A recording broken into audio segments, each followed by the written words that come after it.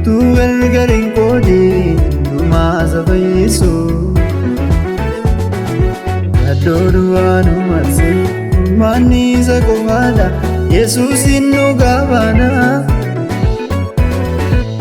Lafaasi kaadhee cubbamaaf gorrame akkamittiin daganna.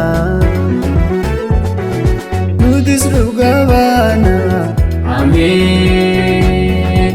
Guddummaa isaa himna. Malaalleen hundinuu Isa raawwatamu. Kan isa manaatu Safeen daagatamu.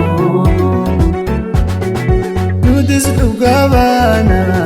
Ameen. Guddummaa isaa himna. Malaalleen hundinuu Isa raawwatamu. kan isa manaatu Safeen daagatamu.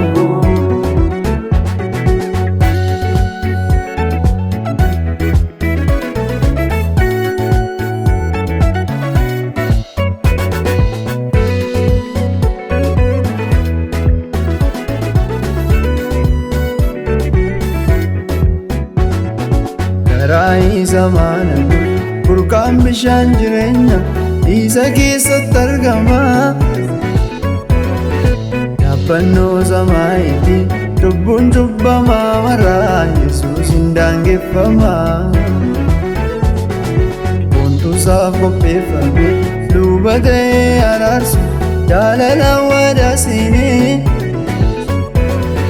Hariiroo addaan cite wareegama kaffalee daandii jireenyaa banee.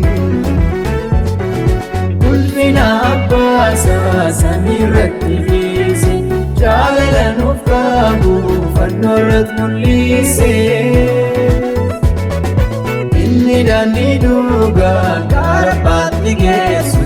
Aangoo ulfinaasaa hundi nuun daangeessu.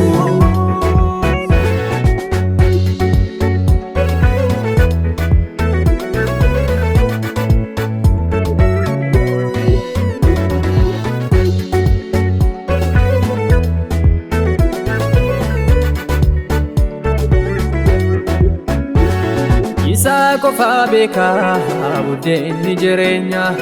Yoo isa amananne nus fayyuu dandeenya. Raga baatonni isaa bartoon turaniiru. Humna waaqummaa isaa dhugaa ba'aniiru. Kottaa nutis kaanee addunyaa marsina.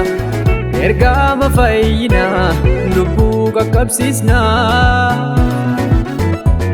Sanyii nama hundumaaf dhimmi isaa lola'ee cubbamaaf fayyisuuf fannoo irratti ol ba'ee.